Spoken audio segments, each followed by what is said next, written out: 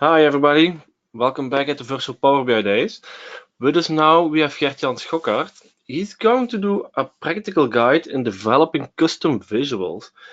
Now this is interesting for several reasons and I'm going to have Gert-Jan explain why. So Gert-Jan, please share your knowledge with us. Yeah, hello, thank you. Welcome everybody to this webinar about indeed developing custom visuals in Power BI.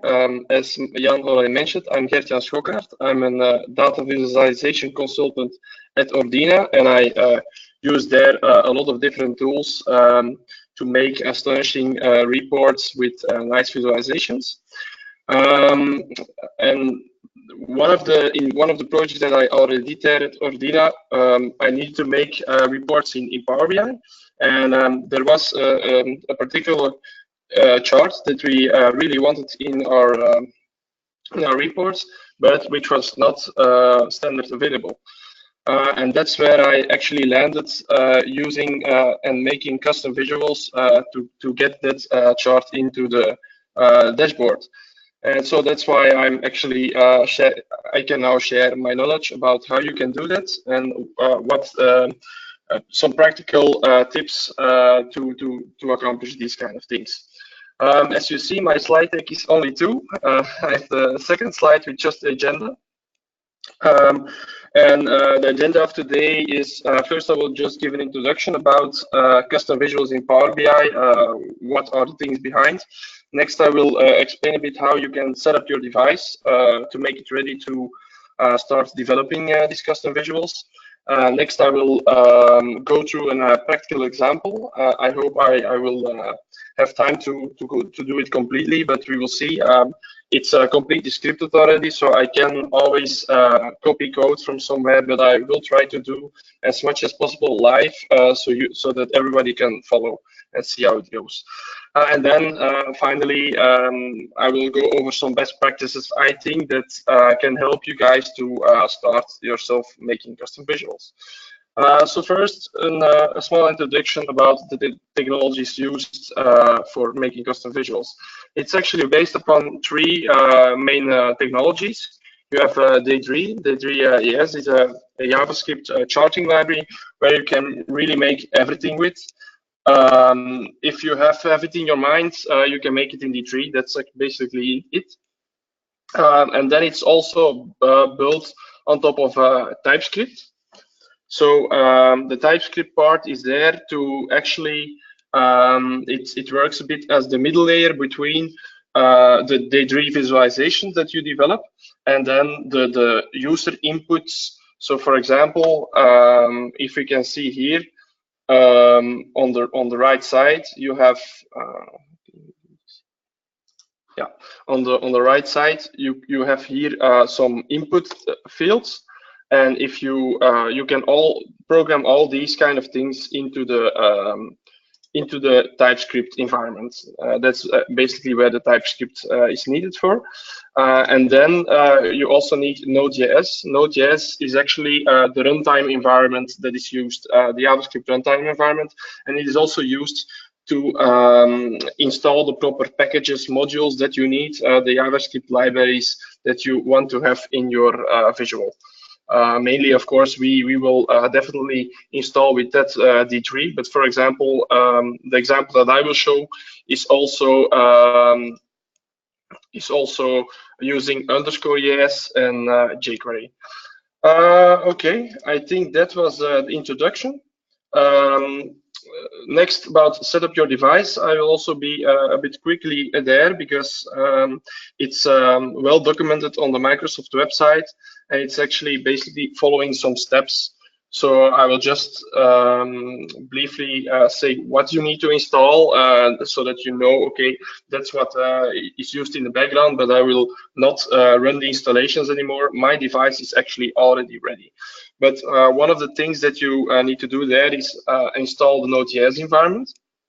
Another thing that you also need to do is install the Power BI visualization tools. So it's a package of tools that you can then use in PowerShell to start to get the first visuals, to run your visual, and these kind of things. And then another thing that you also need to do there is install an Windows certificate, so that you actually say to your desktop, okay,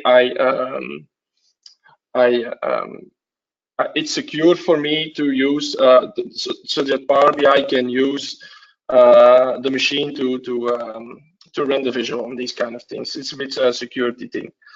Okay, I think that's all. If you need more information, you can just Google Microsoft custom visuals, and there you have all the steps that you need to go through. That was it about set up your device. Now we'll dig in directly into the practical example, which is actually the most interesting part. What I actually want to try to do is to show you guys how you can make a custom visual by first getting the D3 code from the web, putting it into the custom visual and making your visual. So what I can show you here then is the custom visual that I will develop here now live is based on this custom visual a bit, but I changed it a bit in my case because I wanted to make it a bit differently, and the result of my differences is actually here. So it's a small multiple bar chart where you can see evolutions about different financial parameters. And if you hover over the things, you can also see that the years change to the values that that you are hovering over. You can also click on it, and then it keeps on the same year, so that you can actually use this to show different parameters and also show their evolution, but in a very small place. So if you don't have a lot of space, now it's big, but if you resize it, it gets a bit smaller, and it's a good thing to show a different evolution of the values, and also show still really the value, because sometimes it can be important for financial people to really also have access to the value itself. This is actually, and that's how I always work when I want to make custom visuals. This is actually all based just on JavaScript and D3, and the code behind this is in here.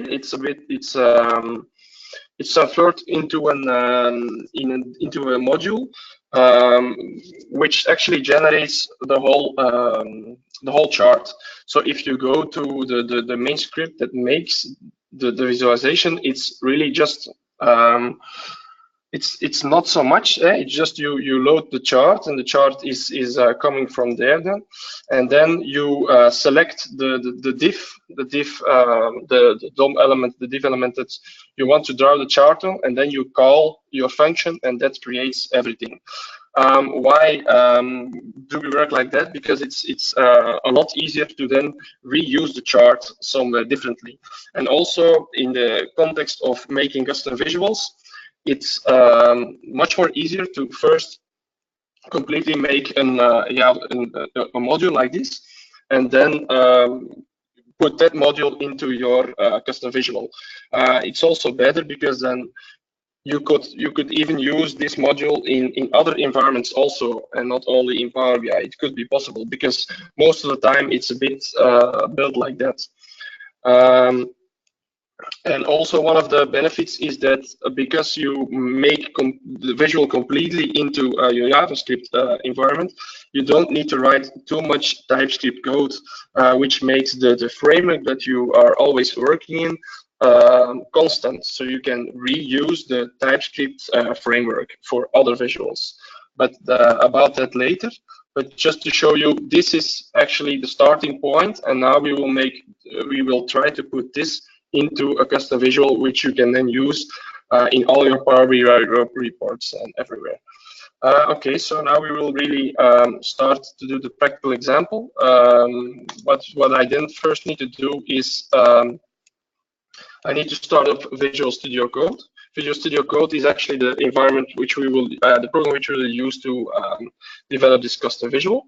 And first we will start just to open a folder, and I will just take which one was it here? Power BI Virtual Days. I will just start first my folder in here, and then I will open the terminal. So this will open PowerShell into the terminal, which we will use to install the necessary packages. And now I will speak a bit because I have here a file steps to copy some things, because otherwise it will I don't know it completely by my head, and it's also a lot faster, of course. So the first thing that we need to do is we need to create an instance of a custom visual, and it will just install all the necessary packages and things that we need to start really the visual, and it will load everything. So it will use the npm will then install everything. So if we click on this, it creates a custom visual, my custom visual. It's now installed in the packages. Voila. Visual creation complete. And then we actually created, as you will see here, a my custom visual, and it already got all the some of the important files that we need. Next step is to change the directory to that directory. So we will go one level deeper. And then we can start, like I said, well, maybe let me first, now I can already show that the visual is really working. So now I just have an example running, but it can be already good to show. So what we will do is we will run the visual, and that you can do it maybe this start, I think, yeah. And it says building your visual, and voila, it's built. And then now, if I go to here, where I already I'm already in the Power BI service environment, I can choose here developer visual. And then if I put just some data in here, if you want, come on, it's a bit slow. Yeah, it's it doesn't. Let me try it again. Yeah, it's gone again. Okay, let me try it again. Oh, it made now another visual. That's not what we need. Let me try it again. So I click on the visual, which is running, and it's just an update count. I take, yeah, no, it's very slow. Maybe try another. Let me try one thing. Maybe I can use Chrome better.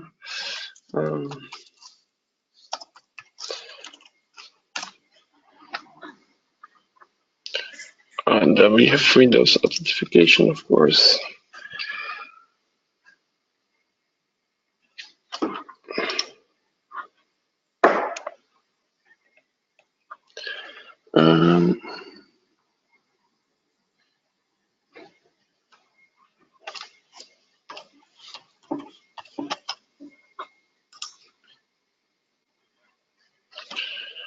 Okay, so now I'm using Chrome. That sometimes that can help to just put another browser. My workspace. Then reports. My custom visual. Okay, and here it's again. Edit reports. Okay. Okay, now. Yeah, so it's actually running. Yeah, voila. So now you see this is actually what is now already made by Power BI itself. It's just a thing that updates the count of how many times a particular function is run. The next thing that we need to do here is to also install the packages that we need. So like I said, I used D3, I used also jQuery, and I also used _JS. And that we can do by running npm install save D3. So I will, no, first I need to stop the visual again by running, because otherwise I could not do this by pressing Control C, and then yes, and then it stops running, and now I can again install the things that I need. So we will install the D3. This will just say it will use the npm package manager to get all the D3 files and put it into the node modules file. We have here my custom visual, node modules. You see here all the D3 things are installed. And then the next thing is to install types. Types is that is useful to when you're programming. It will help you to know which things that you need to put in as variables, which kind of variables that you need to use. And then we have jQuery that we need. I will just do this quickly now.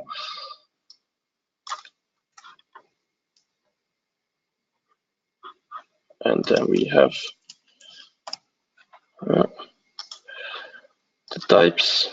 We have underscore.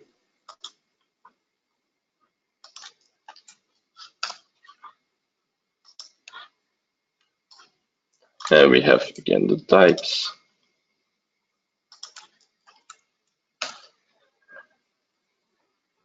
Of underscore, and then all these things are installed.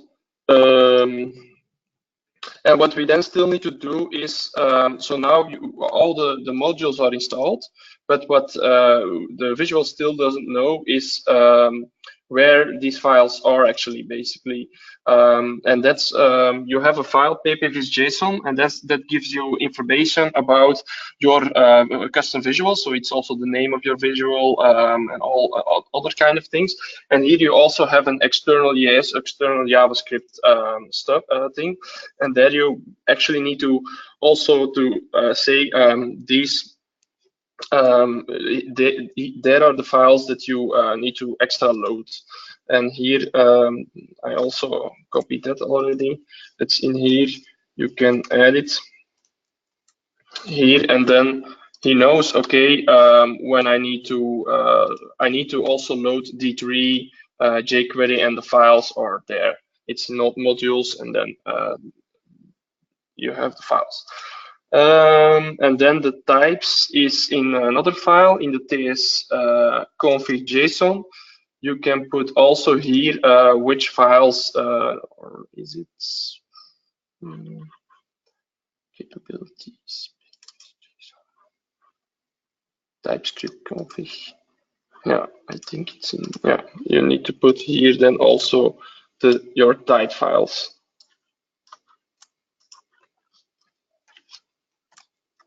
And then he also knows that these are the typings that you need to load.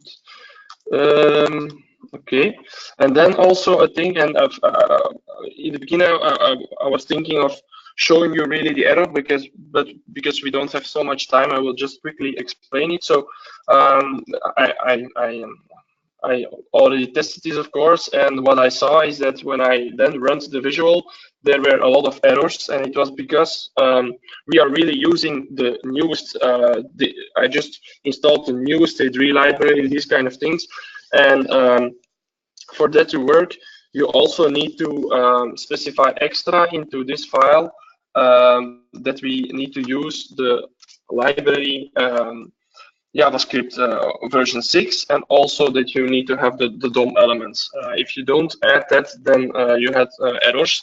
And yeah, sometimes it can happen when you're developing custom visuals that you came across to these kind of errors, and then it's just, yeah, Google it. So that's what I did basically, and then on the web they said, okay, you need to add that also. I think it's also because what the ppvis installs is not the most recent version of the visual tools. There is a beta version which I think will not need this anymore and will also work with Webpack. But I decided to still use this and then fix it like this because then it's not the beta version. We will see, and I hope it will work if we can run this visual again. We actually just installed things and we didn't do anything with it yet, but we can already see whether he can run the visual with these things added.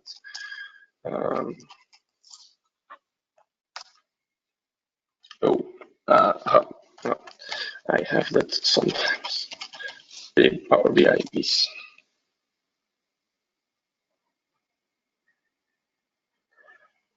Building visual, build completed. Voila. Okay, perfect. So it means it works, and we already added now the libraries that we need to get the visual working in the Power BI custom visual.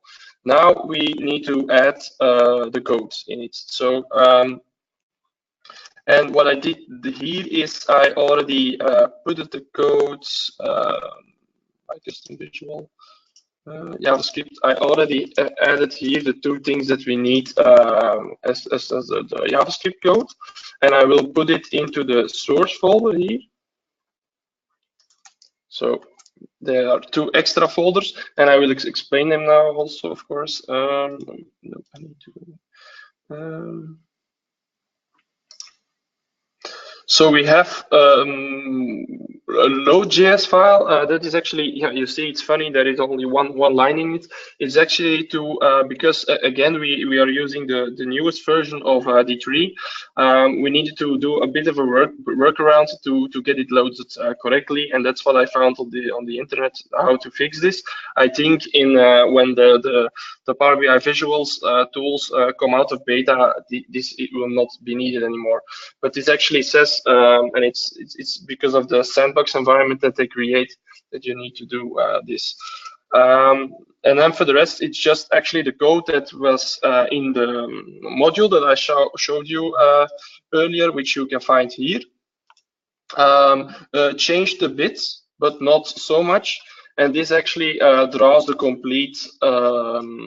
complete chart. And I also added below here some functions that you can allow to change some of the parameters of your function. So this function, for example, you can change the data that is used in the visual. For this function, you can change the X variable of the data that you're using. I also added a function where you can change the color bars, so that you can change the color bars outside of this this file, which will be very important.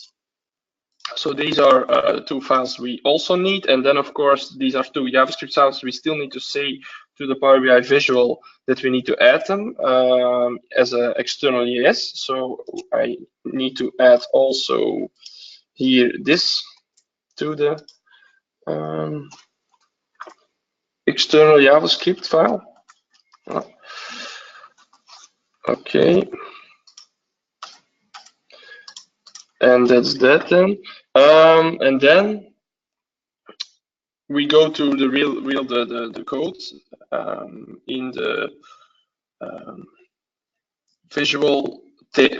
visual Typescript file. You have actually all the code that is used to create your visual. In the beginning, I will just delete all the things that were already there, because that was used to make the visual update that you saw, but we don't need that. The constructor is always run when you, so you have basically you have three methods in this file. You have a constructor, which will always be run when you create the visual. You have an update, which will always be run when you update the visual, when you change something, when you resize it, these kind of things. And these two are used to get actually your settings that you put in here. For example, your formatting settings to put in. You can use that then to put that into the visual, that it changes the things of the visual. But I see that we are running fast out of time. It's the first time I did a webinar, and it looks like I was not so good in checking how much time it would cost me. So I will go a bit faster, and I will just copy the necessary files out of the final file. Or maybe it's better I just go directly now to actually the result of the custom visual development. And then I can directly also show everything, and I don't need to copy anything anymore. But so I will close these things. Yeah, and I will start a new project, new folder, new file, window, open folder, and then to OK, voila.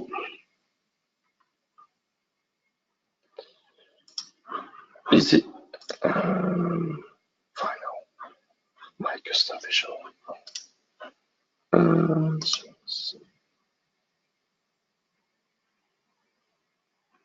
Okay. But yeah, sorry, I need to open the other folders.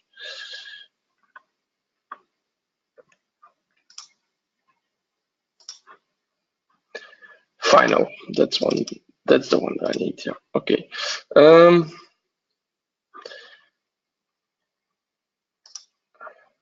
So you have individual TypeScript file. What actually is happening here is, so in the constructor, what we do is we select our target, which is just the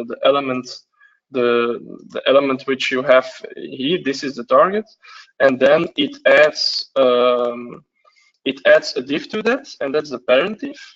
And then what we do here is we in the update, because so that's the only thing that happens in the constructor, we add a parent div, and then in the update what we do there is we first we remove everything which was already rendered there, because when you redraw your visual, the things that are there that were already created will still be there, and that causes problems for me. If I would have changed my D3 code a bit better, such that the update enter exit pattern works better, then I didn't need to do that, but I didn't have time anymore.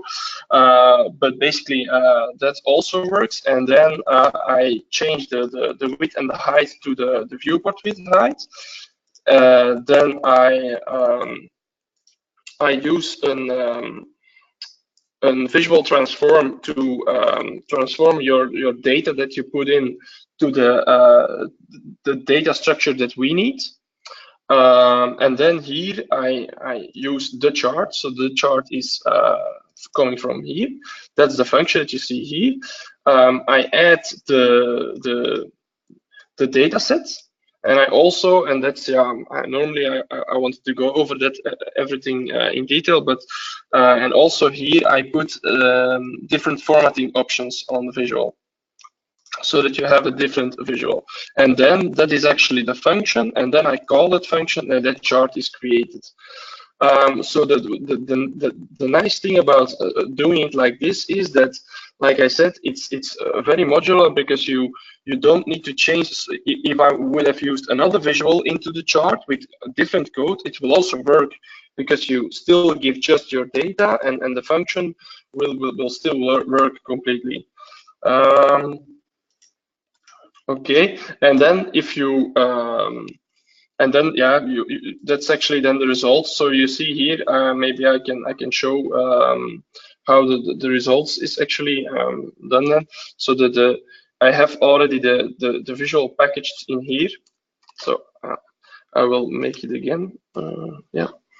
So you make it by clicking on that's a default icon, of course, and you can then here it's really a data model here, so I can really take the data that I need, and I can put it in here, and when it's all completely filled, it will the visual will get rendered. And also I have here some formatting options added, and these formatting options you can change also. You can say okay, I want them in yellow, for example, which is not nice, but just an example. And that is coming from so this code makes it possible to change the code, because you take it out of the settings, and the settings you made into the capabilities file. The capabilities file I added here into the objects a bar property, and that bar property gets then a property of a bar color, which is about the fill of the color. Okay, Thanks, Gert-Jan. Yeah, but yeah, we're running a bit out of time. Sorry. Yeah, we're running over time already. I've got the next presenter and 100 people lined up Yeah, waiting for it to start. yeah. We got a question if you can share the visual that you made, the PBI Viz file. Is it Mhm. on GitHub somewhere? Yeah, Some, so I will put all it's already on GitHub. So if you go to what is it here, Schokkaert GitHub, you can find all the code there. So you just Google to Schokkaert, and you can get the code all there. So I put it also the JavaScript files in there, and I also put it the visuals in there. So you can go to there. okay, cool. Okay. Thank you for doing this. We should definitely schedule an hour-long session sometime. I think that will Yeah. be a good Maybe. session Maybe. better. Yeah, indeed.